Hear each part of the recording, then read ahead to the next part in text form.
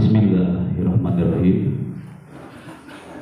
Rabbi shrah li sadri wa yassir li amri wa hlul min lisani yafqahu qawli. Assalamualaikum warahmatullahi wabarakatuh.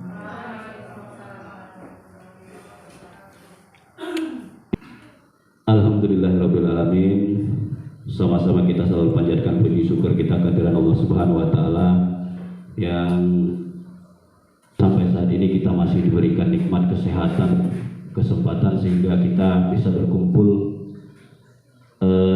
di SMP Negeri Ramadan Suku 1 ini dalam sebuah agenda pembinaan juga penyebaran budaya positif terkait tugas saya sebagai seorang guru penggerak. Jadi ada 2 sesi kita di sini. Nah, yang pertamanya adalah sesi kita untuk penyebaran pemahaman tentang disiplin positif. Nanti yang kedua akan masuk pada acara pembinaan. Kemudian sholawat dan salam kita sanjungkan kepada junjungan besar Nabi Muhammad Sallallahu Alaihi Wasallam. Semoga syafaatnya tercurah kepada kita di yaumil akhir nanti. Bapak Ibu guru yang hebat, Bapak pengawas yang saya hormati, selamat datang di SMP Negeri 2 Madang Suku 1. Kita punya branding, Pak Dirman. Branding kita Gunter, gemilang, unggul, terampil, berkarakter. Aplausnya dong, Pak. Kalau sudah bisa diingat oleh orang, berarti branding ini sudah berhasil mempengaruhi orang. Untuk yang kedua, sambutan di sini yang akan disampaikan oleh Bapak Sudirman MPDI selaku pengawas penguatan kepada kami, apa yang perlu kami tingkatkan, dan kami juga sebagai kepala sekolah di sini butuh arahan dan bimbingan sebelum nanti masuk ke dalam materi untuk penyebaran pemahaman budaya positif terkait tugas kami sebagai guru penggerak. Setelah ini baru masuk kita ke ini, dan terakhir nanti waktu sepenuhnya akan kami berikan kepada Pak Sudirman. Ya, ini awal Pak Sudirman datang ke SMP Gunter sebagai pengawas. Ya, kemudian kami persilakan untuk Pak Sudirman untuk membuka acara ini, untuk menyampaikan sambutan apa yang perlu disampaikan, dan baru masuk nanti ke acara kita penyebaran pemahaman positif. Saya akhiri, wassalamualaikum warahmatullahi wabarakatuh.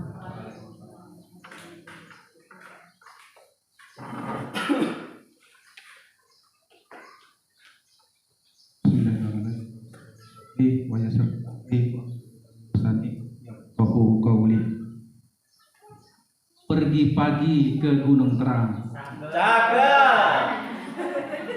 singgah sebentar di Pantai Rasuan. Alhamdulillah kita bertemu sekarang. Semoga pertemuan ini menyenangkan. Assalamualaikum warahmatullahi wabarakatuh.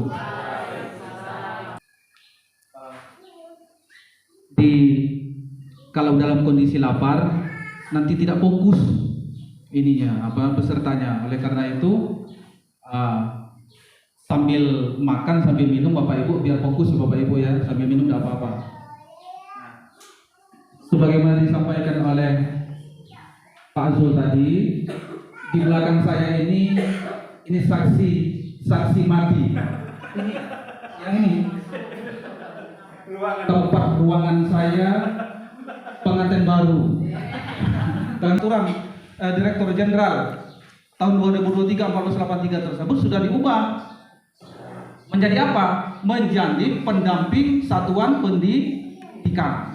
Yuk kita sama-sama kita mulai, kita pejamkan mata kita, kemudian coba kita rasakan aura-aura positif hadir di dalam diri kita, buang aura negatif yang ada di dalam diri kita, rasa malas, rasa marah kita, emosi kita, masalah-masalah kita buang, keluarkan jauh. Hadirkan aura positif di dalam kita, hadirkan aura positif di dalam ruangan ini, sehingga kita bisa lebih fokus dan bangkit lagi semangat kerja kita, hadirkan itu semua dalam ruangan ini, hadirkan semuanya dalam ruangan ini, tarik nafas yang panjang Bapak Ibu semua, buang perlahan dari mulut Bapak Ibu, dan buka mata pelan-pelan, lihat semuanya ke saya. Apakah ada perubahan di diri saya Bapak Ibu? Bu, masih sama.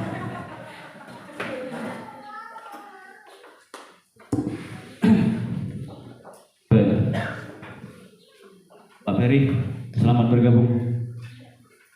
Pak Ferry ini dari Pandan Pak, gabung di sini sebagai guru Panjas. Lama aku tidak ketemu dengan Pak Ferry, jadi hari ini mungkin baru ketemu. Tapi aku yakin Pak Ferry ini punya satu keyakinan untuk sama-sama untuk bangun SMP Negeri 2 Pandan satu. Oke Pak Ferry, ya. Ya, karena sudah mulai ada ide-ide kreatif yang ditimbulkan oleh Pak Ferry. Itu juga. Nah, Bapak Ibu sudah.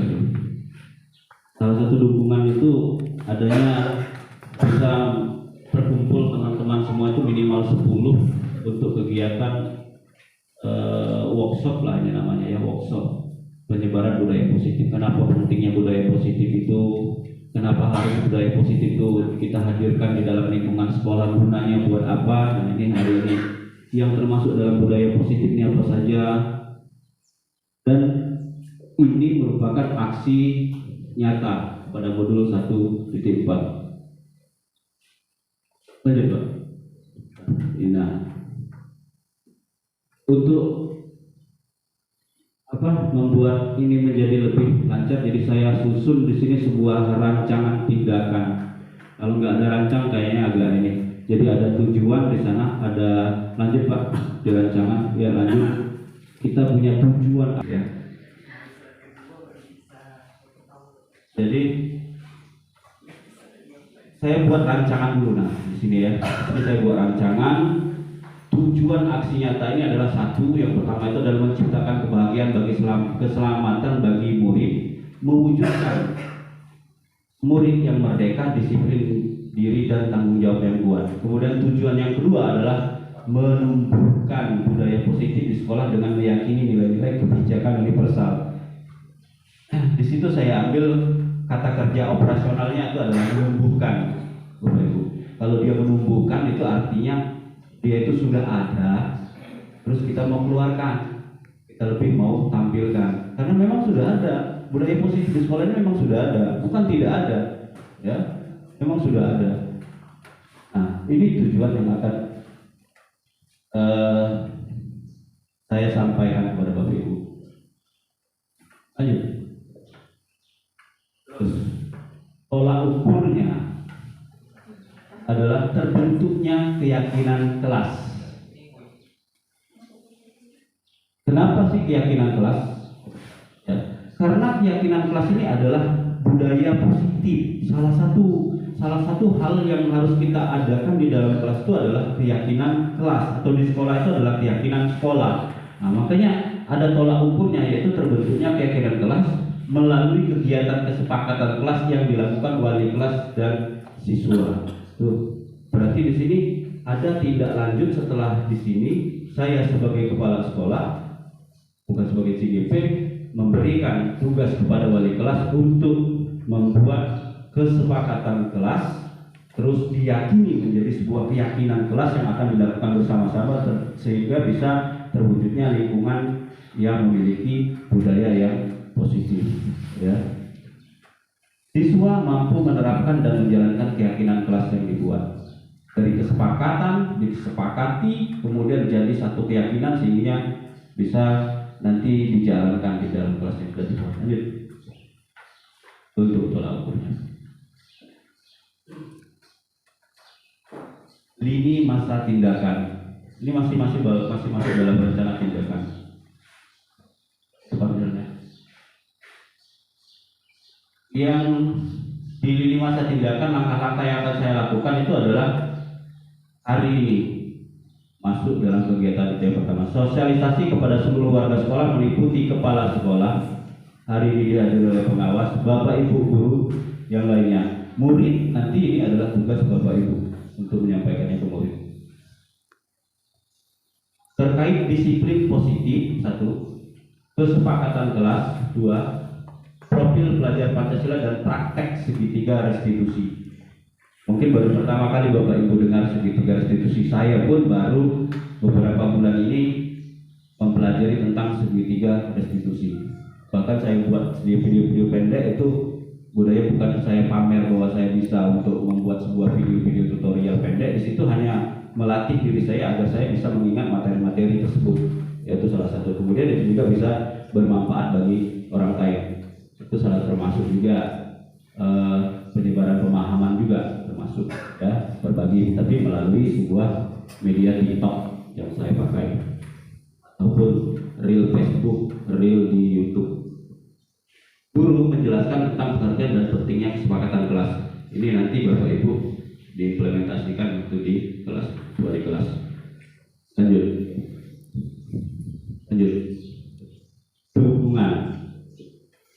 Dukungan yang dibutuhkan. Salah satunya ini adalah dari Bapak Ibu guru semua.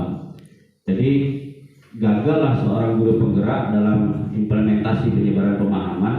Pak Oyon sudah jadi guru penggerak, gagal dia jadi guru penggerak kalau dia nggak dapat dukungan dari kita semua, nggak dapat dukungan dari kepala sekolah dalam melakukan tugasnya sebagai guru penggerak di dalam sekolah. Jadi salah satu dukungan itu adalah dukungan dari kepala sekolah, dukungan dari Bapak Ibu guru dalam melaksanakan kegiatan. Salah satu dukungan yang saya butuhkan untuk penyebaran budaya positif ini adalah salah satunya itu dukungan Bapak Ibu membuat kesepakatan kelas di sekolah ini atau di kelas. Jadi hari ini kita akan bagaimana sih cara membuat sebuah kesepakatan kelas. Kesepakatan kelas dan keyakinan kelas itu bedanya seperti apa? Ya. Ini adalah konsep utama dalam modul budaya positif. Ada 7 Bapak Ibu. Yang pertama itu budaya positif ini ya, konsepnya itu adalah yang pertama tentang perubahan paradigma baru. Apa sih paradigma baru? Contohnya seperti apa paradigma baru ini nanti ya kita masuk. Yang kedua, dalam budaya positif itu ada yang namanya disiplin positif. Yang ketiga, kebutuhan dasar manusia. Dampak apa yang terjadi apabila ada kebutuhan dasar manusia di sini tidak terpenuhi? Selanjutnya, motivasi perilaku manusia. Manusia itu punya dasar dalam melakukan sesuatu. Apa-apa saja yang menjadi alasan mereka dalam orang itu melakukan suatu tindakan, membuat suatu kesalahan punya dasar. Nah, di sini kita akan pelajari. Yang kelima, posisi kontrol restitusi. Kita sebagai guru itu Bu Romlah harus mengetahui posisi kontrol kita ini sebagai apa. Ada dia tuh guru itu, kau ini nggak masuk, sana bersih WC. Aduh, enggak ya. Terus aduh lagi, wih, nah kau ini ngapun ada masuk. Bikin ibu susah wae, ibu dimarahin kepala sekolah oleh gara-gara kau. Ada guru yang seperti ini, itu ke posisi kontrol kita. Nah, ini nanti akan kita pelajari sampai di mana nanti. Terus yang keenam itu adalah masalah keyakinan kelas. Apa keyakinan kelas? Cak mana cara buat keyakinan kelas? Ini nanti bahkan di sini nanti Pak Oyer juga akan bantu bagaimana cara membuat keyakinan kelas. Ya, kita harus memanfaatkan sini Pak Oyer. Pak Dirman juga ada di sini. Kemudian yang terakhir itu adalah segitiga restitusi. Apa dia Pak? Segitiga restitusi, segitiga biru. Emi tahu segitiga biru.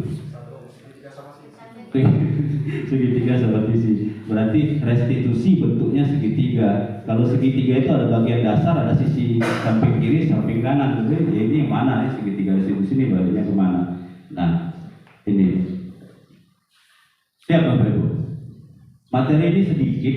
Saya coba upayakan supaya saya bisa menyampaikan kepada bapak-bapak ibu semua ini tidak terlalu banyak, tetapi mengena gitu. Saya belajar ini berapa bulan Pak? 2 bulan. Materi banyak kayak itu sebulan lebih. Materi banyak kayak itu. Terus terang selama hampir 2 bulan belajar itu satu pun nggak ada. Waktu saya baca di materi itu nggak ada, cuma sekian persen saja yang teringat. Terus kapan saya bisa mengingatnya? Ketika masuk ke dalam aksi-aksi nyatanya, ketika mulai mengerjakan tugasnya, ada yang nyangkut juga. Ketika mulai prakteknya, dapat di sana. Yang pertama tentang paradigma baru. Jadi mungkin hal ini yang apa sih paradigma baru? Jadi di sini dikatakan bahwa budaya positif itu diawali dengan perubahan paradigma tentang teori kontrol. Ini keynote-nya di sini adalah di teori kontrolnya. Ya. Selama ini kita sebagai guru itu berkewajiban mengontrol perilaku. Kalau teori kontrol lagi bohong, nyambung, apa Pak? Jadi bohong ya. Teori kontrol di sini ya, selama ini kita ini cuma mengontrol perilaku siswa agar si siswa ini mengikuti kehendak dari kita. Atau itu yang terjadi ya pada dasarnya saat ini. Nggak gitu nggak salah? Seharusnya tidak. Seharusnya tidak ya. Tapi yang terjadi saat ini, bayangkan di tangan Bapak Ibu semua itu ada sesuatu yang sangat berharga, ya. Dan orang lain menginginkan hal tersebut. Oke, bayangkan, ya. Ibu Uung, Ibu Aprianti sekarang pengen barang itu yang ada di genggaman tangan Bu Uung. Coba Bu Aprianti upayakan bagaimana Bu Uung bisa membuka tangannya itu dengan apapun bisa terserah. Terserah. Kira-kira dapat ya? Coba kita praktekkan ya. Mungkin ini saya mau ini saja. Pak Oyan sini Pak Oyan. Maju Pak Oyan. Oyan ini lah. Pak Dirman punya sesuatu di dalam pecinya itu sangat berharga. Cobalah supaya peci itu bisa terbuka. Rayulah Pak Sudirman bagaimana caranya bisa mengupayakan supaya Pak Dirman bisa membuka pecinya sehingga Pak Oyan bisa mengambilnya itu. Kesimpulan apa Bapak Ibu yang bisa dapat dari kegiatan ini ya? Silakan. Dengan cara meminjamnya mungkin meminjam dengan baik-baik bahwa saya mau sholat. Praktekkan. Praktekkan. Pak Dirman, saya sudah pakai peci. Kan saya mau sholat, Pak Dirman sudah sholat tadi. Boleh saya minjam peci Bapak? Sholat apa? Ini kan baru jam sholat.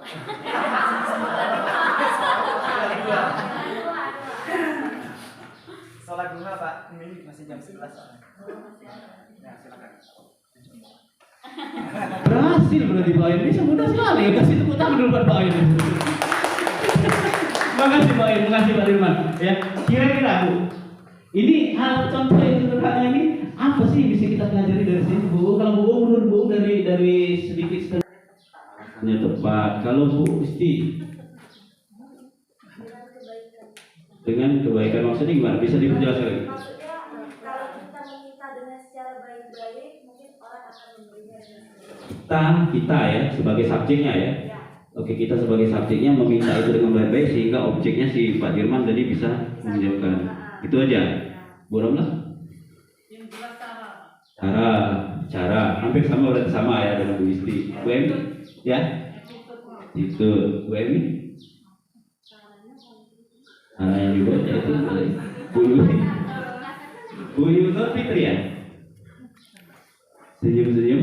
Bu Sartika? Pak Yudi? Kebermanfaatan. Pak Peri? Cara, oke. Masih itu jawaban. Terus Pak Andi?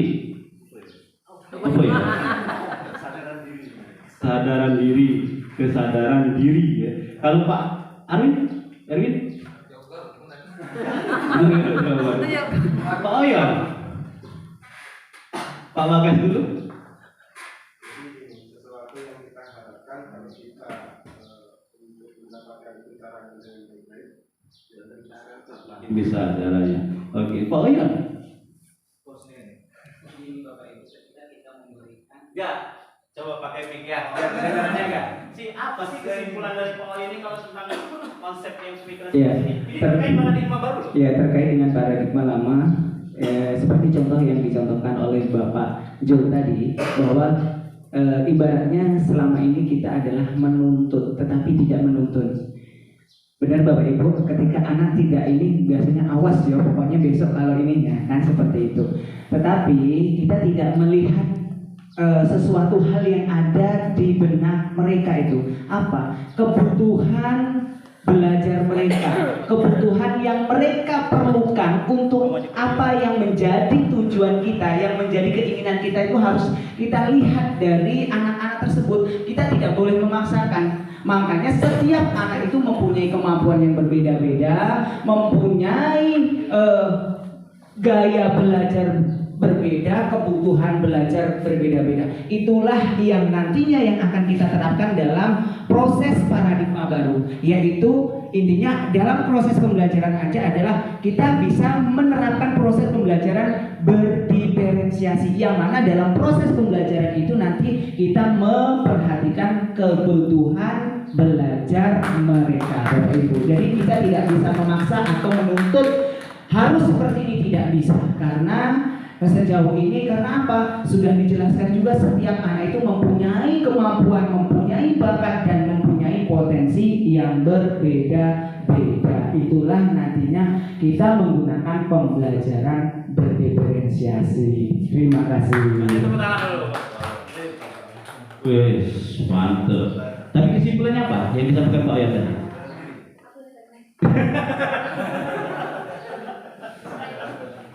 Kita memiliki kemampuan berbeda-beda, dan kita pun tidak bisa menyamakan cara antara siswa satu dengan yang lain. Iya, diferensiasi itu namanya. Terus apalagi sih simpulkan lebih spesifik lagi. Jangan menuntut tetapi menuntun. Jangan menuntut tapi menuntun. Oke, kaitkan sekarang dengan yang ini loh. Mengontrol perilaku siswa itu agar memiliki perilaku yang diharapkan guru. Sekarang kembali ke teori kontrol. Yang punya kontrol akan peci dari siapa? Dirman. Kalau Pak Dirman nggak mau memberikan itu, dari dalam hatinya tidak terbuka hatinya untuk memberikan itu, kira-kira diberikan Pak Dirman nggak? Enggak. Tuh, kan seperti itu konsepnya. Artinya kalau kita kaitkan, ini maksudnya seperti ini contoh tadi. Segala sesuatu kontrol tersebut, kalau Pak Dirman kita anggap sebagai seorang siswa, ya, Pak Dirman mau mengikuti kehendak Pak Oyon. Walaupun Pak Oyon merayu bagaimana marah, memberikan sanksi dan sebagainya, kalau Pak Dirman nggak mau kasihkan peci itu nggak akan bisa dikasihkan. Loh, berarti kontrol diri ini ada pada siswa. Nah, sampai situ paham? Kita tidak akan bisa mengontrol perilaku siswa menuruti kehendak dengan pemikiran dari yang kita harapkan kalau tidak ada terbukanya kontrol dari dalam diri siswa tersebut. Jadi intinya seperti itu, ya. Pak Dirman nggak mungkin kasihkan itu. Pak Dirman nggak mungkin kasihkan itu. Walaupun Pak Oyan kasih duit banyak, kalau Pak Dirman nggak mau memberikan peci, nggak mungkin, nggak kasih. Demikian juga siswa. Jadi tugas kita itu bagaimana dapat menumbuhkan agar siswa itu timbul motivasi dari dalam diri mereka sendiri. Itu simpulan yang lebih tepatnya. Baru berkaitan lagi tentang diferensiasi pemenuhannya. Di kalimat tadi, hukuman bagi yang berbuat kesalahan, hadiah bagi yang berbuat baik. Artinya di sini nanti apa ya? Tidak akan lagi siswa ini mengarah kepada mau dapat hadiah ataupun mau dapat hukuman, karena mereka ada kontrol dari dalam diri mereka itu, sehingga itu keluar dari dalam diri mereka. Coba kita slide selanjutnya. Kesadaran diri, dan setelah itu coba dari tadi Bu ini selesai. Iya Pak ya, saya yang lewat. Semua perilaku manusia pasti memiliki tujuan. Begitu juga siswa. Semua kesalahan yang dilakukan pasti memiliki alasan. Alasan tersebut biasanya disebut dengan pemenuhan kebutuhan dasar manusia. Poinnya pada slide ini, 2 slide tentang paradigma baru, teori kontrol. Apa poin?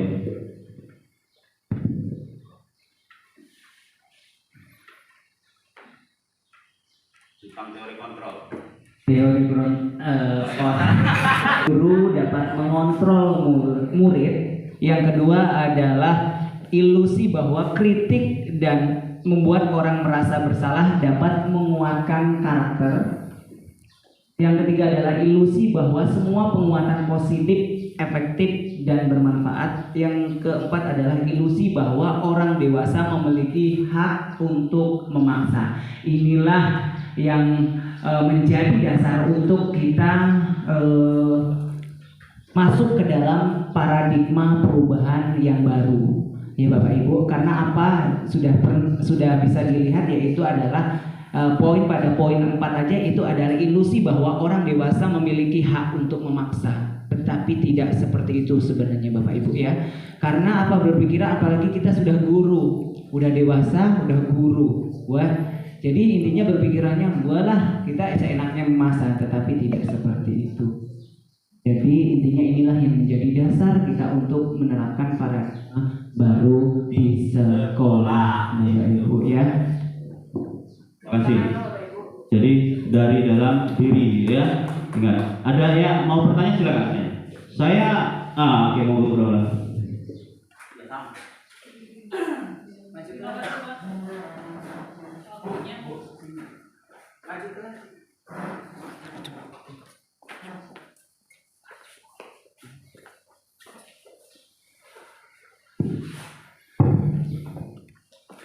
Terima kasih waktunya.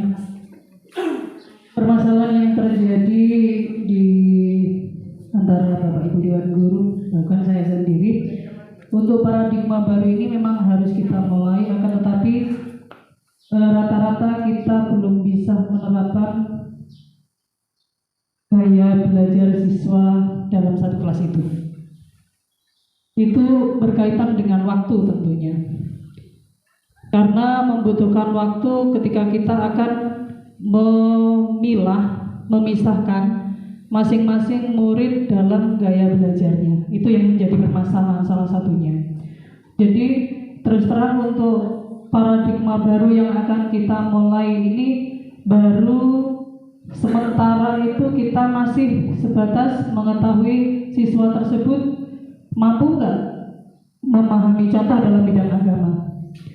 Siswa sebagian mampu membaca Al-Quran dan sebagian tidak. Ada siswa yang belajar agama di rumah itu dengan gayanya belajar bersama dengan guru ngajinya. Bahkan sama sekali ada yang tidak belajar. Untuk pendidikan agama sendiri, itu ketika kita mau menerapkan paradigma baru dengan menerapkan gaya belajar siswa contoh di bidang agama, itu kadang kita bermasalah pada waktu, Pak. Karena beda kemampuan membaca Al-Quran dengan kemampuan membaca dalam bahasa Indonesia. Bahkan ada yang kita temui dalam membaca bahasa Indonesia pun ada siswa yang belum lancar, dan itu kita kadang untuk memisahkan anak tersebut kita merasa bagaimana untuk menyelesaikan bagaimana anak tersebut bisa mengikuti pelajaran yang kita berikan. Kadang-kadang kita bingung, kita nggak memberikan pelajaran yang seyogyanya diikuti atau didapat oleh khalayak satu kelas, akan tetapi salah satu siswa kadang-kadang kita merasa kasihan. Jadi yang jelas saya garis bawahi, kita terbentur pada waktu. Dan untuk mensiasati tersebut, pandai-pandailah kita dengan cara yang pertama, paling tidak kita bisa menemui atau mendatangkan orang tua. Itu salah satu. Jadi kita nggak bisa untuk membimbing anak tersebut secara terus-menerus di sekolah. Terima kasih. Mungkin ada tambahan dari yang lain. Assalamualaikum warahmatullahi wabarakatuh. Terima kasih Alhamdulillah. Pendapat ya, saran ya, tadi bisa disiasati katanya tadi dengan bijak-bijaklah kita dalam menyiasati waktu tersebut. Tapi terkait dengan paradigma baru di sini, terkait dengan motivasi dalam diri siswa, teori kontrol tadi, bahwa semua itu tidak lepas dari bagaimana siswa itu agar dapat mematuhi atau mengikuti semua kesepakatan-kesepakatan yang kita buat, mengikuti semua perintah atau kehendak kita, itu kalau tidak ada dari dalam dasar diri si siswa itu tetap saja akan menjadi pembangkang, tetap saja akan menjadi orang yang tidak mematuhi apa yang kita sampaikan, apa yang kita kehendaki, kalau itu tidak keluar dari dalam diri siswa tersebut. Nah, tugas kita adalah menggali hal tersebut. Ya, cara-caranya nanti kita akan masuk terus sampai ke di segitiga restitusi. Ya, itu aja Bu Ramla ya. Jadi Bu Ramla tadi kasih ini, terus dia juga kasih berikan solusi untuk hal tersebut. Terkait dengan paradigma baru tadi mengenai kebutuhan tadi, ya tadi ada ya, saya di kebutuhan tadi. Nah, ngapul balik lagi ke slide awal. Pelajari tadinya saya ini adalah orang yang sangat disiplin terhadap anak mengenai penggunaan HP, waktu belajar, waktu bermain. Ternyata setelah saya mempelajari modul, apa yang saya terapkan pada anak saya salah. Ternyata anak saya menjadi pembangkang karena ada kebutuhan dia yang tidak terpenuhi. Kebutuhan apa saja? Di antaranya, rupanya anak saya ini butuh kebebasan, sehingga dia dengan terpenuhinya kebutuhan tersebut, disiplin dirinya timbul secara sendiri. Ini saya lihat betul. Ternyata apabila ada 5 kebutuhan dasar ini tidak terpenuhi terhadap anak didik kita, anak kita di rumah, maka dia akan tetap menjadi anak yang membuat kesalahan. Kebutuhan dasar apa saja? Yang pertama adalah kebutuhan bertahan hidup. Ini kebutuhan dasar kita semua, ya, kebutuhan dasar bertahan hidup. Yang kedua, kebutuhan kasih, sayang, dan rasa diterima. Apabila kebutuhan ini kurang diterima oleh anak kita, diterima oleh anak didik kita, juga mereka akan jadi pembuat kesalahan. Kebutuhan penguasaan. Ini nanti akan kita masuk. Kebutuhan penguasaannya apa? Kebutuhan penguasaan. Mereka pengen main HP misalnya. Terus HP-nya ini kita batasi, nggak boleh diambil, kita rampas tanpa satu kesepakatan yang kita buat, yang diyakini, ya tetap saja jadi pembangkang ya. Ini kenyataan, memang kita lihat seperti itu dong kenyataannya. Kemudian yang keempat adalah kebutuhan akan kebebasan dan kebutuhan akan kesenangan. Jadi memang 5 kebutuhan dasar ini harus kita penuhi terhadap peserta didik kita di sekolah. Pak Oyon, terkait kebutuhan dasar, jika siswa membuat kesalahan, apakah betul menurut Pak Oyon itu ada kebutuhan mereka yang tidak terpenuhi? Benar, Pak Oyon. Pak Oyon bisa sedikit jelaskan, Pak Oyon?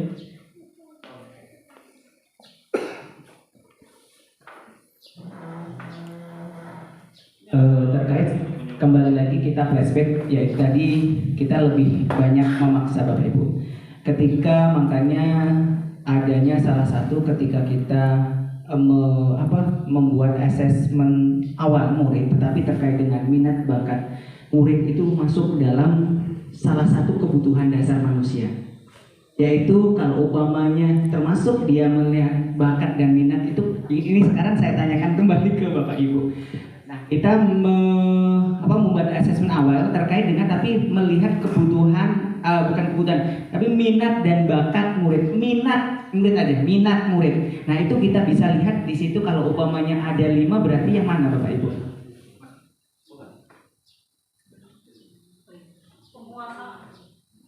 Minat. Kalau bakat baru kita bisa 2. Apa Bapak Ibu? Minat. Berarti apa? Masuk dalam kesenangan. Tapi kalau umpamanya kita gabung ke minat dan bakat, itu sudah masuk kedua kebutuhan dasar, yaitu kesenangan dan penguasaan. Karena bakat itu adalah penguasaan yang mereka miliki. Kalau minat itu masuk dalam kesenangan yang mereka miliki. Bapak itu, jadi seperti itu. Itu adalah salah satu kebutuhan dasar manusia. Nah, salah satu ketika kita anak membuat kesalahan satu, ya Bapak Ibu, kita anak itu banyak tidur di kelas. Nah, jangan langsung kita marahi, kita lihat kebutuhan apa yang mereka butuhkan. Ketika itu adalah biasanya apa? Bapak Ibu, saya itu begadang di rumah orang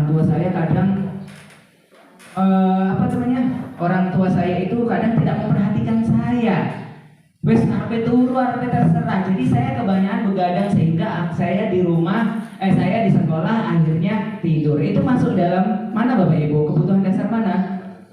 Kasih sayang. Nah itulah Bapak Ibu. Jadi setiap anak mempunyai kesalahan itu, makanya perlu adanya nanti segitiga restitusi itu. Jadi kita mengetahui kebutuhan-kebutuhan apa yang anak itu butuhkan terkait dengan permasalahan apa yang sudah dilakukan itu Bapak Ibu. Jadi contoh sedikit dari saya terkait dengan 5 kebutuhan dasar manusia, terutama kebutuhan murid yang diperlukan di sekolah maupun di luar sekolah. Terima kasih Bapak.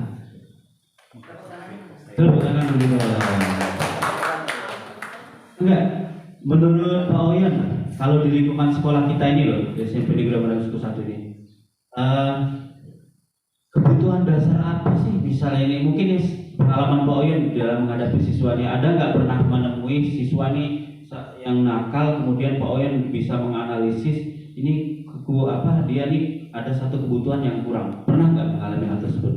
Terus bagaimana Pak Oyan menanggapi hal tersebut? Ngel. Sejauh ini Pak ya, jujur saja ketika saya menangani anak yang bermasalah atau membuat percakapan yaitu segitiga restitusi, itu biasanya banyak memang satu fokus, banyak anak tidur di kelas. Kalau ditanya, itulah kebutuhan itu yang diperlukan, kebutuhan kasih sayang. Satu lagi yang kedua adalah satu lagi terkait dengan mengerjakan tugas. Kadang tugas itu, kebutuhan dasar mereka juga sama, yaitu tadi terkait dengan kesenangan. Kesenangan mereka itu seperti apa, tugas-tugasnya, jangan melulu tugas seperti itu. Jadi intinya apa? Kita sebagai guru intinya bisa membuat model penugasan yang menarik mungkin sehingga tingkat kesenangan anak itu jadi timbul terkait apa yang sudah. Biasanya seperti itu, Bu. Karena apa? Kalau Bu ini susah. Nah, kan itu kan ini susah Bu, seperti ini soalnya, jangan seperti ini. Pakai contoh soal yang lain. Nah, itu kan sudah kita bisa lihat, yaitu dari omongan anak murid itu kan sudah bisa dilihat bahwa dia adalah tingkat dari kesenangan tersebut terkait dengan apa yang mereka alami. Matur nuwun. Terima kasih. Kasih tepuk 2 kali. Kasih tepuk 3 kali. Banyak-banyak. 3 aja. Ya. Penghargaan yang paling ringan untuk diberikan kepada orang lain itu salah satunya itu adalah dengan tepuk tangan. Ya. Itu permasalahan yang pernah dihadapi Pak Oyon, terus dia caranya itu salah satu tadi dengan ini. Kalau Bu pernah nggak Bu menghadapi siswa yang bermasalah terkait ada kebutuhan yang tidak anggaplah itu Pak Bu tidak mampu, tidak melihat kebutuhannya kurang atau tidak. Pernah nggak Bu menghadapi permasalahan yang dengan siswa atau siswa yang bermasalah terhadap perwalian dari Bu? Masalahnya apa? Permasalahan yang sekarang mungkin semua guru yang mengalaminya itu gadget. Jadi berulang-ulang kali kita sudah melaksanakan razia itu, tapi di kelas nanti ada kita selalu kecolongan. Itu. Apakah diberi sanksi siswa yang dapat gadget itu? Sanksi selama ini yang kita lakukan itu mengambil HP-nya dan dikasihkan waktu pulang.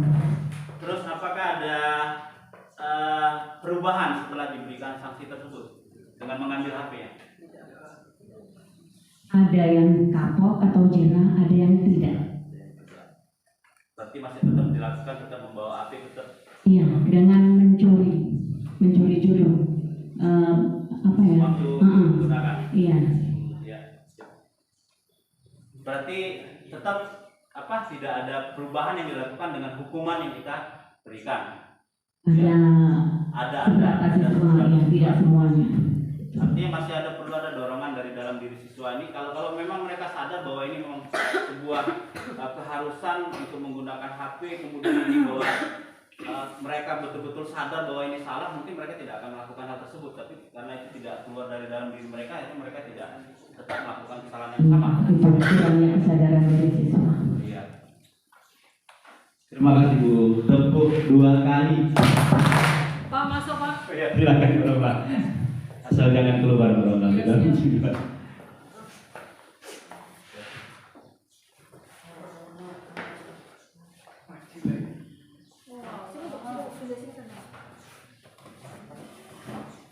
Terima kasih yang kedua kalinya. Ini suatu permasalahan dan kebetulan ada Bapak pengawas sekaligus sebagai MPD ya, guru agama. Berkaitan dengan kebutuhan dasar manusia terkait dengan murid, yang perlu saya lebih jelas lagi, pengen tahu lebih jelas lagi, apakah dalam bidang belajar itu termasuk kebutuhan dasar murid, Pak? Termasuk Pak ya? Iya termasuk. Kalau memang termasuk permasalahan yang ada pada guru agama, termasuk saya, Pak Dirman selaku pengawas, itu adalah diantara siswa kita itu ada yang beragama non muslim. Secara nggak langsung saya tidak memberi kebebasan sebebas-bebasnya kepada siswa yang beragama non-muslim, karena siswa tersebut juga dituntut untuk mendapatkan nilai, Pak. Bagaimana caranya siswa tersebut untuk mendapatkan nilai ketika dia kebutuhan dasarnya di bidang ilmu agamanya itu tidak terpenuhi selama ini, karena agamanya di sekolah itu minoritas. Sedangkan tuntutan kita selaku guru bidang studi agama terutama dan wali kelas itu harus memberikan nilai, yang mana nilai tersebut nanti mereka dapatkan ketika satu, yang jelas ketika ujian semester itu materinya berbeda dengan yang kita sampaikan. Walaupun ketika saya memberikan materi agama, tetap saya meminta pertimbangan atau wacana apa yang ada dalam agama mereka. Itu salah satu di sekolah manapun, kalau anak yang beragama minoritas, Pak, itu kebutuhan hidupnya dalam belajar itu tidak terpenuhi. Dan salah satunya saya memaksa dalam artian coba ikut mempelajari sedikit banyak tentang materi pelajaran agama Islam, walaupun kalian tidak meyakini. Nah ini PR, tolong disampaikan Pak kepada dinas terutama. Tiba-tiba nanti ketika ujian itu diberikan materi agamanya, jadi mereka sama sekali nggak belajar di dalamnya. Kita pun selaku guru agama bingung. Artinya kita juga tidak memberikan kebebasan dalam kebutuhan dasar manusia. PR juga untuk sekolah kita. Apakah mungkin kita harus mendatangkan guru sesuai dengan agamanya, atau walaupun hanya 1-2 anak yang beragama minoritas? Terima kasih. Assalamualaikum warahmatullahi wabarakatuh. Kasih tepuk 2 kali.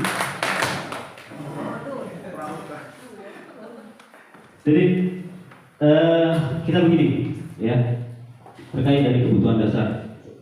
Kenapa siswa bermasalah? Intinya ini kita ada limitasi. Kenapa siswa bermasalah? Salah satu faktornya itu ada kebutuhan yang tidak terpenuhi. Kebutuhan dasarnya tidak terpenuhi. Kenapa siswa nilainya kecil? Ada sesuatu kebutuhan siswa juga yang tidak terpenuhi terkait tadi pelajaran agama. Oke, sekarang di sini.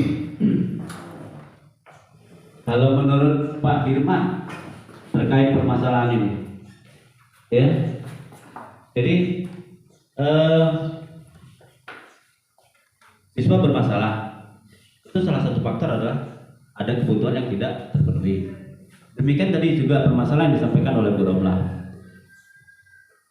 Ada siswa yang beragama lain selain dari agama Muslim diajarkan di sini, kemudian terjadilah permasalahan di sana, nilainya itu tentu jatuh, mereka terpaksa mengajar situ. Nah, ada kebutuhan, jadi menurut Bu Romlah ini Pak Dirman, ada kebutuhan siswa itu yang tidak terpenuhi. Menurut Pak Dirman ini bagaimana? Monggo Pak Dirman. Kalau dari narasumbernya bebas. Terima kasih Bapak Ibu. Jadi kalau yang pertama sebelum merespon ke Ibu Romla, kebutuhan dasar ini kan kebutuhan dasar manusia. Setiap kita ini, setiap manusia punya kebutuhan sama, ingin dihargai, ingin disayangi, ingin disenyumi. Nah, oleh karena itu apa yang ingin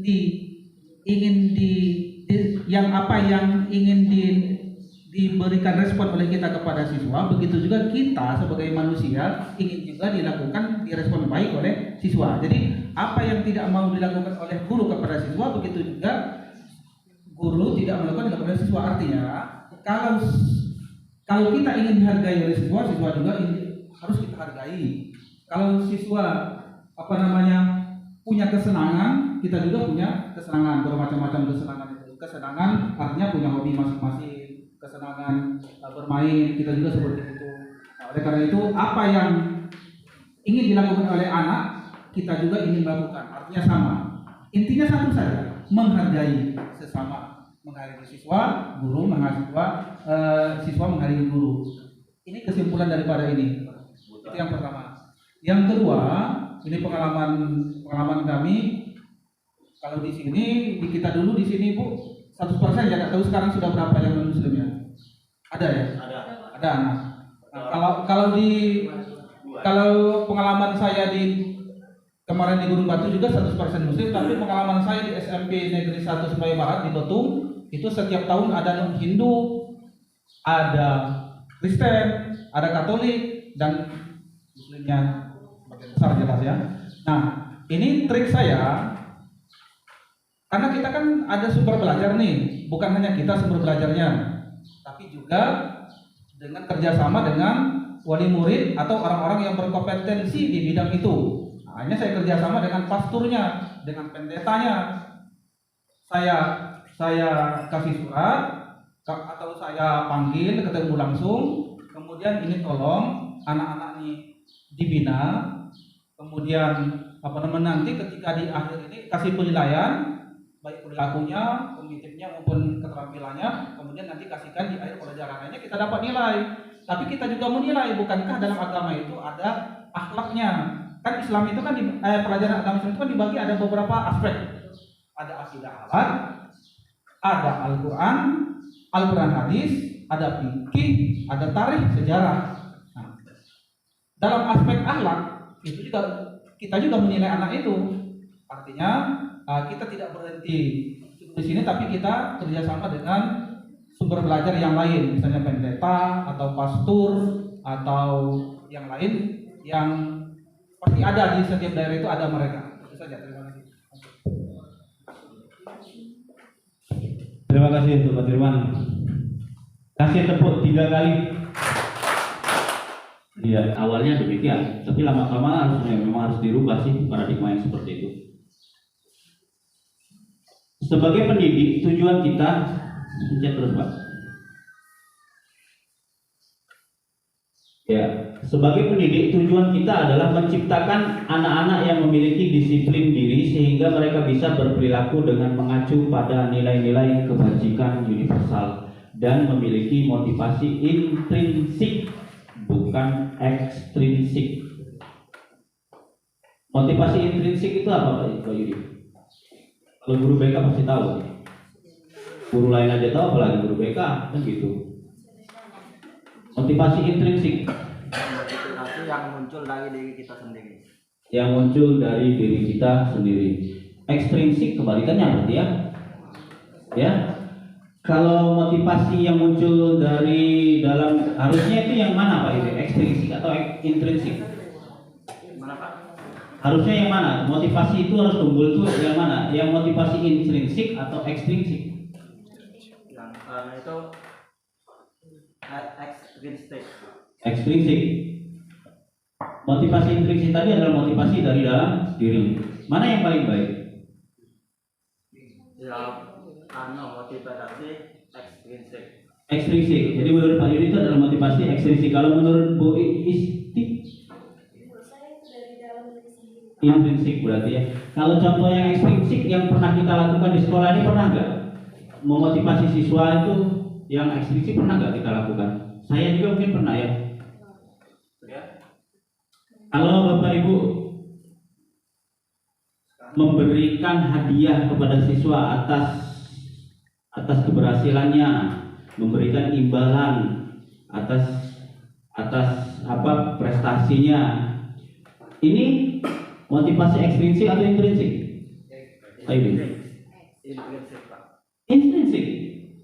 Lagi, Pak Yudi. Pak Yudi, kalau aku ngejuk hadiah sama Pak Yudi ku kasih sebuah jabatan sebagai wakil saya kalau Pak Yudi bisa melakukan sesuatu menurut kehendak saya. Apakah ini motivasi intrinsik atau ekstrinsik? Intrinsik. Motivasi ekstrinsik, ya.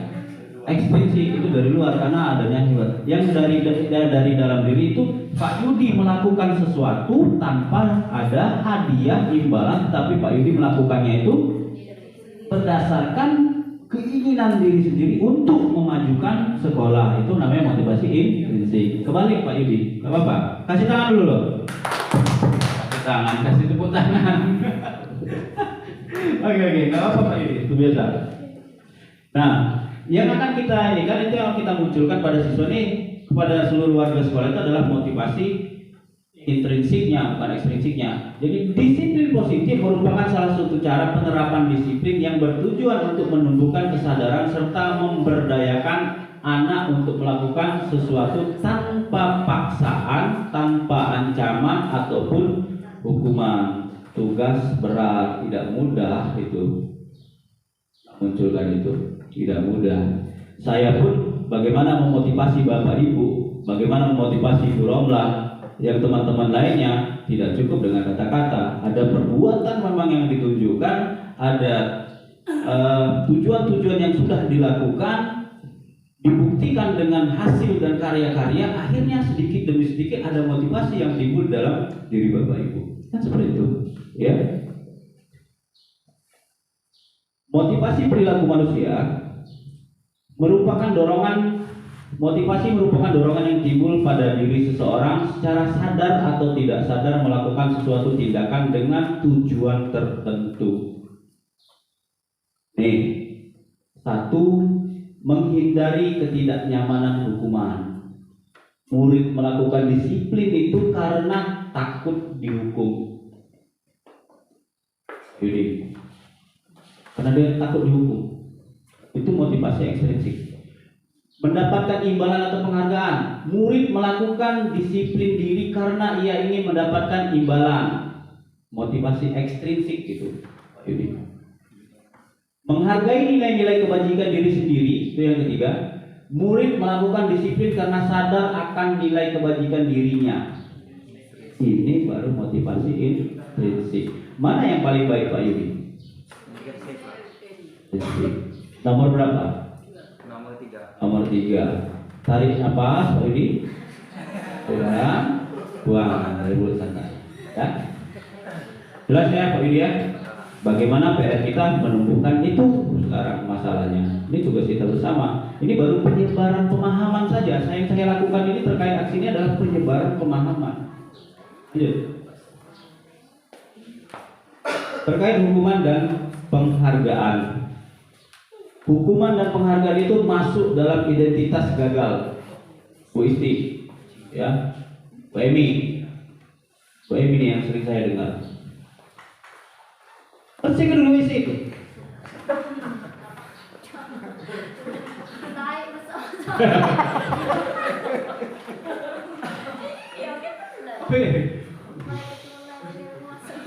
Coba Bu Emi, pengen gitu itu siswa itu ketika masuk isi, kotor, ambil air mereka kan, saat mereka bersihkan sendiri tanpa kita suruh.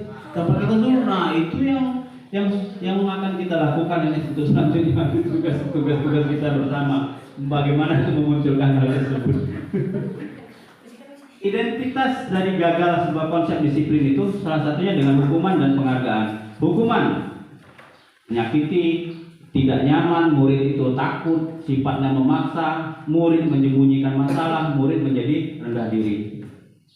Penghargaan itu dia tidak efektif, merusak hubungan, ada sifat iri, kemudian mematikan kreativitas, menghukum dengan sistem ranking, merampas hak dan menghargai orang lain. Lanjut Pak. Yang benar itu adalah konsep disiplin dengan identitas sukses itu ada. Salah satunya itu konsekuensi dan restitusi. Konsekuensi seperti apa, restitusi seperti apa ini? Konsekuensi itu penguatan jangka panjang, perlu monitoring berkelanjutan, stimulus respon, murid menghormati peraturan, kehilangan waktu untuk merenungi kesalahan. Restitusi, murid bertanggung jawab untuk perilakunya, fokus pada pemecahan masalah, teori kontrol diri yang memegang kontrol, murid bersemangat memperbaiki kesalahan. Kalau di sekolah kita nih Pak Oyan, gimana nih?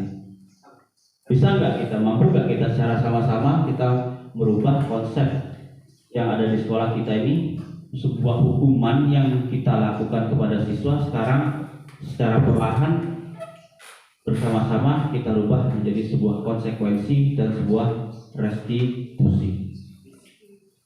Selagi kita kolaborasi. Mungkin ada yang perlu disampaikan juga Pak Oyan terkait di sini. Caranya silakan. Mungkin satu ya Bapak Ibu, terkait dengan ini sebenarnya ada yang sudah kita lakukan, tapi memang satu hal yang harus kita lakukan nanti Bapak, terutama untuk CGP ya. Misalnya ada sosialisasi terkait dengan penerapan konsekuensi dan restitusi, sehingga ini sosialisasi terhadap Bapak Ibu Dewan Guru, rekan sejawat, dan nantinya kepada murid. Alhasil apabila nanti sudah ada sosialisasi dan pemahamannya sama-sama kita paham, baru kita melaksanakan Bapak. Nah, baru, dan pelaksanaan itu jangan hanya satu dengan mengandalkan 1, 2, 3, 4 guru, tetapi kita kolaborasi bersama, konsisten. Kalau umpamanya satu guru melaksanakan berarti seluruhnya melaksanakan. Tetapi saya tidak menyalahkan Bapak Ibu, tapi kadang kita kelemahannya, satu kelemahan kita adalah konsistensi satu dengan guru yang lain itu berbeda.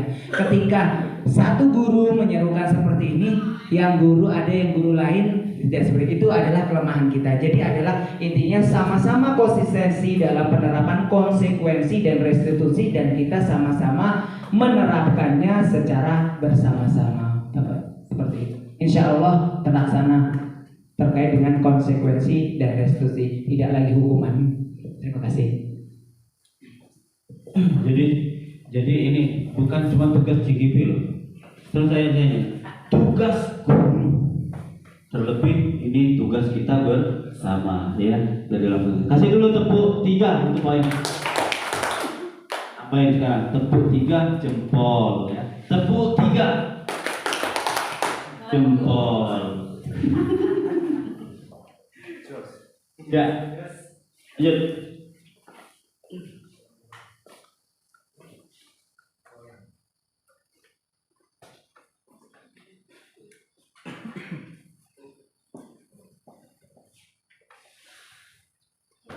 Coba saya mau gini, 10 jari Bapak Ibu hadapkan di masing-masing Bapak Ibu. Gini, kayak orang berdoa, tapi di kepala ya.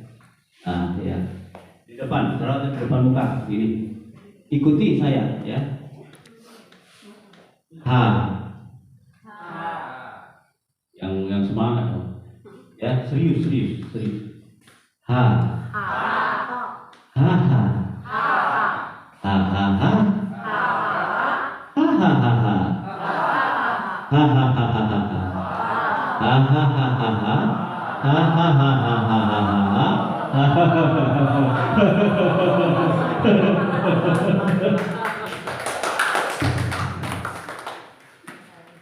Semua ini saya gitu aja lah.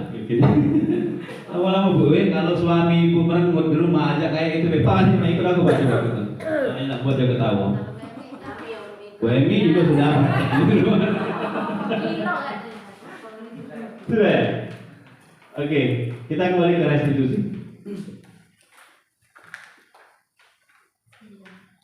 Bu Emi pernah dengar restitusi tidak? Apa ya? Bu Yuli? Nur? Bu Sarah? Pak Yuli? Orang BK harusnya tahu restitusi. Orang BK harus pasti udah belajar ya Pak Dirman ya. Kalau BK itu pasti belajar restitusi. Karena memang harus dikuasai oleh seorang guru BK restitusi. Ya. Jadi restitusi itu adalah proses menciptakan kondisi bagi murid yang memperbaiki kesalahan mereka sehingga mereka bisa kembali pada kelompok mereka dengan karakter yang lebih kuat. Proses menciptakan kondisi bagi murid memperbaiki kesalahan. Nih, ya, ciri-cirinya adalah bukan menebus kesalahan namun belajar dari kesalahan. Ya, kebanyakan kita nih bukan yang ini, bukan menebus kesalahan. Menebus kesalahan yang kesalahan kita ini kan. Ya, seharusnya belajar dari kesalahan. Bagaimana kita membawa siswa ini agar mereka tahu apakah perbuatan yang mereka lakukan itu benar atau salah. Kemudian apakah mereka mau nggak memperbaiki kesalahan-kesalahannya itu, ya intinya kita ke sana, ya. Memperbaiki hubungan, tawaran bukan paksaan. Loh, ini kebanyakan kita kepada siswa itu adalah sebuah paksaan, ya.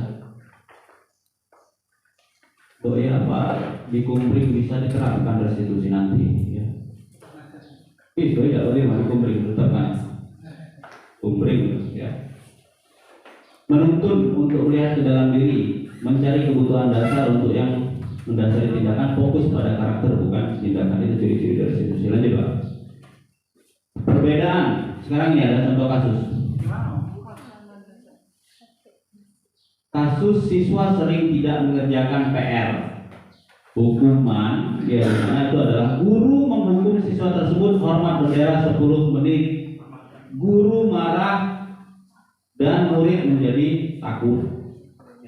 Konsekuensi, guru memberikan konsekuensi untuk mengerjakan PR-nya saat istirahat atau dikerjakan 3 kali lipat. Guru tegas dan siswa menghormati peraturan. Kasusnya di situ, siswa tidak mengerjakan PR. Restitusi itu adalah guru menanyakan keyakinan kelas atau dirinya, membantu siswa menyelesaikan masalah, guru terbuka, siswa menghormati dirinya dan orang lain. Dari kasus ini, Pak Yudi, guru BK ini harus anu nih. Pak Yudi, dari ketiga ini, Pak Yudi yang pernah terapkan yang mana? Dalam menghadapi, Pak Yudi udah berapa kasus 1 bulan ini yang dihadapi? Banyak. Coba ceritakan dulu Pak Yudi kasus yang mungkin bisa dipahami.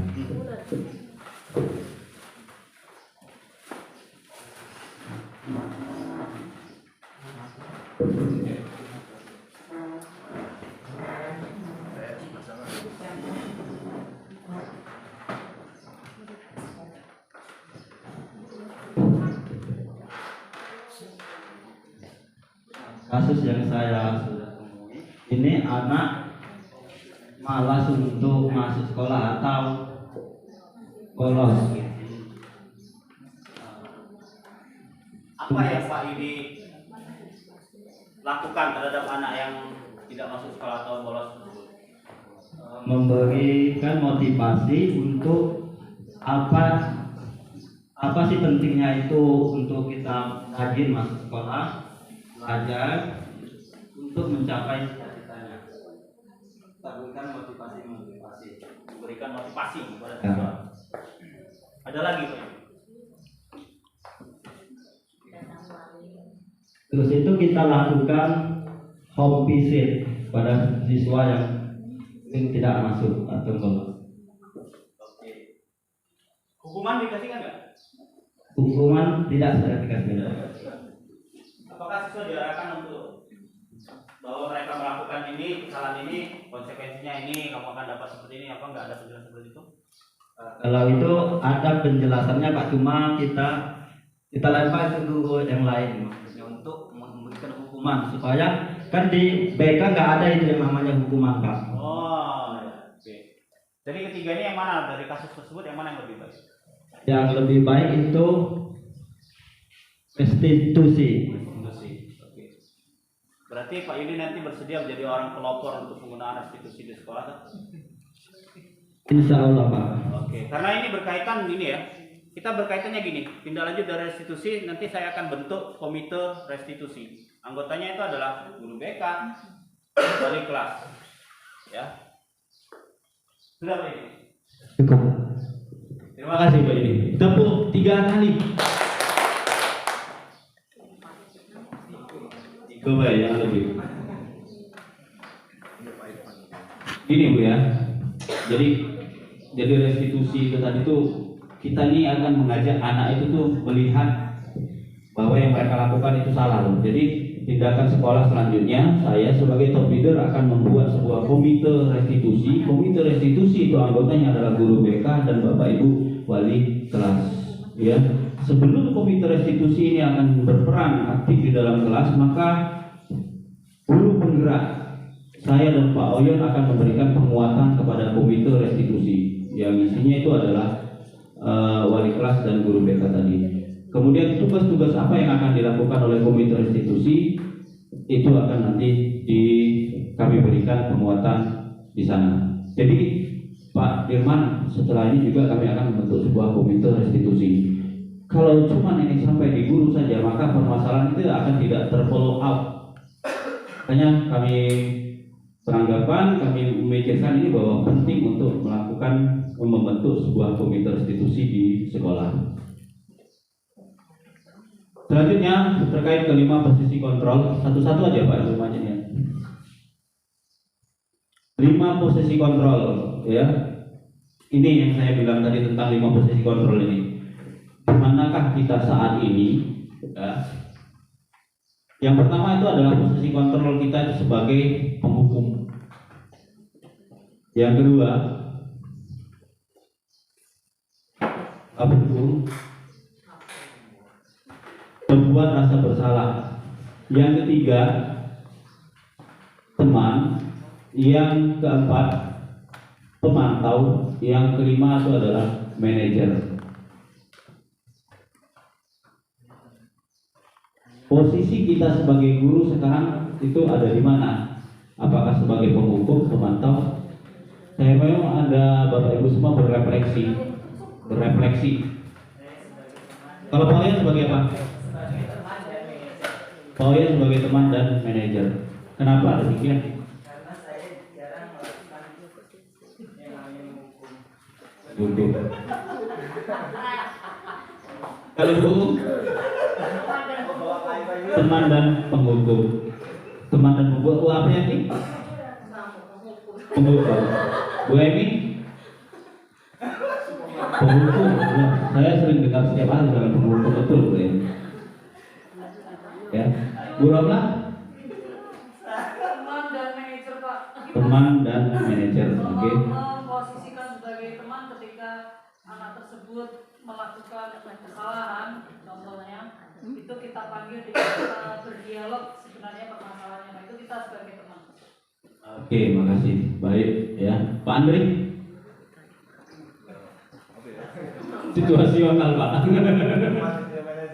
Menjelaskan terus. Ini ada nih, set lagi. Set lagi. Sekarang kita lihat beda dari kelima posisi itu kira-kira ada di mana. Jelas mungkin sudah tahu semua Bapak Ibu ya. Terus Pak, selesaikan. Sebagai penghukum, patuhi aturan sekolah lalu berdiri di depan kelas. Ini kan rata-rata ini sebagai penghukumnya seperti ini kan. Ya. Kedua, membuat rasa bersalah. Berapa kali ibu guru harus memberitahu kamu, bu guru kecewa sama kamu. Ini biasanya kan ada juga kita sebagai itu membuat rasa bersalah. Teman, ayolah yang tertib buat ibu bangga. Kali ini tidak apa-apa kamu salah, tapi jangan diulangi lagi. Itu salah satu posisi kita sebagai teman tuh kayak itu biasanya. Pemantau, kamu sudah melanggar apa peraturan itu maksudnya dia, dan kamu tahu apa peraturannya dan konsekuensinya, jadi seperti itu. Yang kelima, sebagai manajer. Nah, ini apakah kamu tahu kesalahan kamu? Kira-kira bagaimana kamu memperbaiki kesalahan kamu? Nah, ini sudah saya praktekkan. Ya. Kamu rindu. Nah, jadi menurut Bapak Ibu dari 5 posisi kontrol itu yang paling baik itu posisi kontrol yang mana? Teman dan manajer. Yang paling baik, Pak ya? Manajer, Pak Oyon. Tapi untuk menjadi seorang manajer, posisi kontrol seorang manajer itu kita harus memperhatikan apa, Pak Oyon?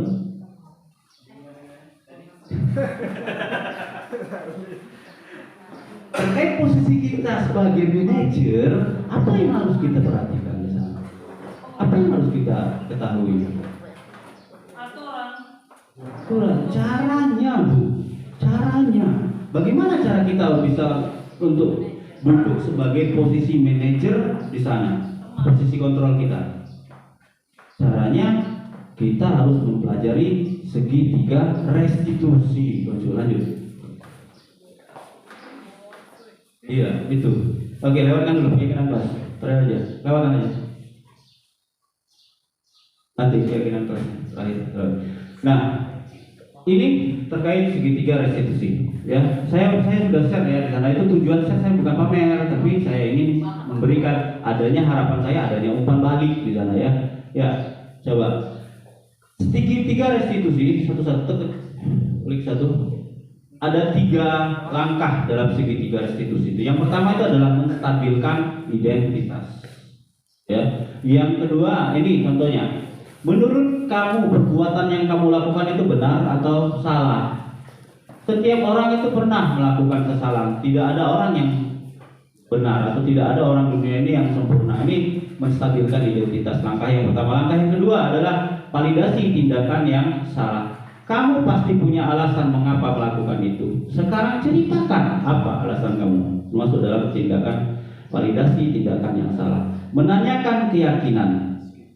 Kita sudah membuat keyakinan kelas. Apakah kamu meyakininya?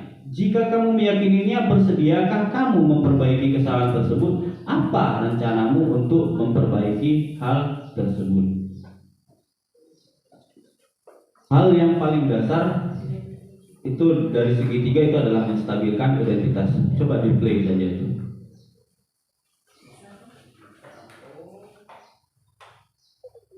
Suaranya nggak ada yang nggak koneksi dia. Oke.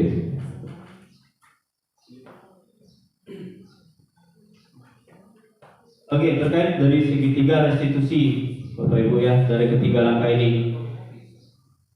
Jadi untuk menduduki posisi kontrol kita sebagai manajer, salah satunya kita dalam menghadapi masalah kita harus pahami dulu konsep dari segitiga restitusi ini yang harus Bapak Ibu lakukan. Nah, kebenaran kemarin saya sudah buat di channel YouTube saya juga, saya sudah upload. Di situ tugas saya di sana adalah aksi nyata dari praktek segitiga restitusi, dan segitiga restitusi ini juga nanti akan terkait juga ke Bapak Ibu juga nantinya. Ya. Ya, kesimpulan terakhir. Dalam menerapkan program disiplin positif, hendaknya guru memberikan standar kepribadian profesional yang baik, di mana guru berefleksi pada posisi kontrolnya saat ini, bagaimana perjalanan dirinya sebagai among atau posisi manajer yang menuntut murid menjadi insan yang mandiri, merdeka, dan bertanggung jawab. Terakhir. Oke. Refleksi, ya. Nah, ini bagian yang agak ini. Pernah berefleksi, Bu? Refleksi ya. Karena memang penting kita melakukan refleksi, itu penting. Bagaimana sih cara untuk berefleksi? Jadi Bapak Ibu ada caranya untuk berefleksi. Yang pertama itu ada metode yang namanya 4F atau 4P. Jadi yang pertama, ceritakan tentang peristiwa yang terjadi. Terus ceritakan tentang perasaan Bapak Ibu, ceritakan tentang pembelajaran yang sudah didapat, ceritakan tentang harapan Bapak Ibu. Ini namanya kita berefleksi. Jadi contohnya seperti ini. Kan ini refleksi buat kegiatan kita hari ini. Nah, ini kan salah satunya nih. Ini kadang berefleksi ini pun sulit. Jadi Bapak Ibu ceritakan pada hari ini yang saya pelajari adalah materi ini tentang ini, ya. Kemudian apa perasaan Bapak Ibu, pembelajaran apa yang bisa, cuman harapannya seperti apa. Saya ingin Bu Om dulu berrefleksi, coba. Assalamualaikum warahmatullahi wabarakatuh. Dari materi yang sudah kita terima itu banyak sekali ilmu-ilmu yang sudah kita dapat, yaitu yang pertama bagaimana cara kita menghadapi siswa yang bermasalah. Kemudian yang terakhir tadi tentang apa Pak Yudi? Tentang segitiga restitusi. Itu tadi bagaimana kita memperlakukan siswa sebagai teman atau penghukum atau kita sebagai manajer. Itu tadi. Mungkin itu saja Pak. Harapannya kedepannya kita mampu melaksanakan apa yang telah kita dapat tadi dan bisa memperlakukan siswa atau kita sebagai manajer bagi anak-anak. Ya, Terima kasih.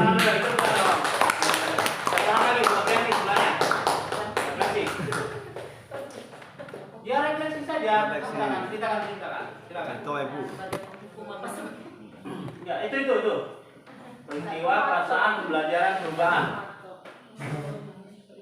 Ceritakan tentang peristiwanya, hari ini apa yang dipelajari apa, itu ya. Seperti itu kita berefleksi. Untuk hari ini refleksi yang saya dapat itu kita jadi tahu bagaimana cara untuk menghadapi siswa yang ada masalah, ya, yang selama ini kita sebagai penghukum. Dengan ini kita bisa memperbaiki, berarti kita harus menjadi seorang manajer, teman.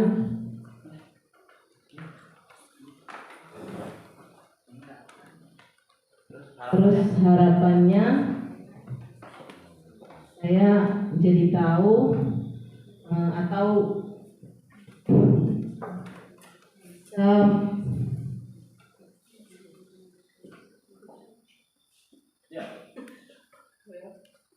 dapat mengintegrasikan apa yang saya dapatkan hari ini. Saya tahu ya, saya dapat siswa. Luar biasa, terima kasih. Mungkin kita berefleksi. Mungkin satu orang lagi mau berefleksikan dari yang laki-lakinya. Nah. Terima kasih atas pembelajaran yang diberikan oleh Bapak Zul yang telah memberikan pembelajaran. Saya masih teringat sekitar 2 tahun 3 tahun ketika seorang siswa itu tidak mengerjakan PR, ya, karena susah sulit berhitung, ya, karena di dalam IPA itu kan ada rumus-rumusnya. Kemudian saya memberikan hukumannya itu tidak ada yang disebutkan oleh Pak Zul. Tadi kan disampaikan memberi jawaban dengan hormat bendera, bendera tadi. Ya, hormat bendera. Tetapi saya tidak melakukan itu. Tetapi siapa yang tidak mengerjakan PR, ya tidak dapat nilai. Nah, itu anggapan saya dulu. Nah, sekarang setelah diberikan pembelajaran seperti ini, ternyata itu termasuk hukuman dan bisa ditindaklanjuti dengan cara restitusi. Ya, pendekatan kenapa anak itu kok tidak bisa mengerjakan PR, apakah kesulitan ataukah bagaimana. Nah, itu bisa dilakukan dengan cara pendekatan restitusi. Nah, itu refleksi saya Pak untuk hari ini. Terima kasih. Baiklah, jadi itu hasil refleksi. Jadi Bapak Ibu sekalian, kalau kita ini penting untuk berefleksi, apalagi pada kurikulum Merdeka ini kita selalu diajarkan kita untuk selalu berefleksi apa yang peristiwa apa yang terjadi itu kita ceritakan, kemudian pembelajaran atau perasaan apa yang kita rasakan, pembelajaran apa yang kita dapat, kemudian bagaimana penerapannya ke depan atau harapan seperti apa yang akan kita lakukan ke depannya. Jadi gitu. Baik Bapak Ibu, saya kira cukup untuk pada hari ini. Tentu banyak sekali kekurangan tentang pemahaman saya terhadap budaya positif yang menjadi tugas saya ini. Saya harapkan selain juga dari materi pada hari ini, Bapak Ibu juga dapat mengeksplorasi diri Bapak Ibu sendiri dari sumber-sumber yang lainnya terkait dengan budaya positif yang harus kita terapkan di sekolah. Nah, untuk kegiatan selanjutnya ini akan kita kembalikan ke Pak Sudirman, mungkin ada pengarahan ataupun hal yang perlu disampaikan. Baiklah Bapak Ibu, terima kasih atas kerjasamanya. Semoga ini menjadi amal ibadah bagi kita semua dan kita dapat lebih semangat lagi dalam menuntun anak meraih kodratnya sesuai dengan kodrat alam dan kodrat zaman. Saya akhiri, wassalamualaikum warahmatullahi wabarakatuh. Tepuk tangan.